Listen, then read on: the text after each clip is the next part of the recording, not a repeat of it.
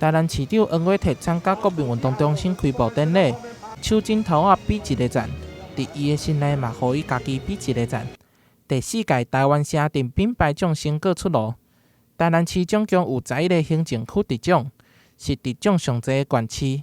金奖、银奖、铜奖，台南市拢总包。昨天刚揭幕了台湾城镇品牌竞赛台南市总共有11个区行政区获奖，是历来最多的一次，也是这一次城镇品牌里面所接触的里面获奖县市获奖数目最多的县市。第一摆参加比赛7股就定头奖，以乌面老北之乡打造人甲自然共荣的家为主题，得到金奖；安平区以安平四宝为主题，得到银奖；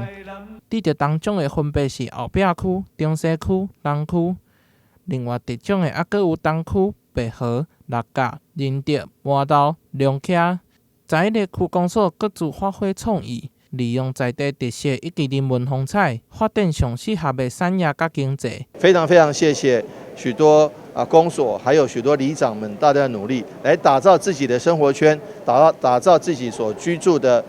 行政区，成为非常具有特色的。将来台南市政府也会根据这个基础，跟中央争取更多的资源，好好建设这些获奖的这个城镇品牌行政区。台南市透过台湾城镇品牌奖，搁一遍互更较侪人看到。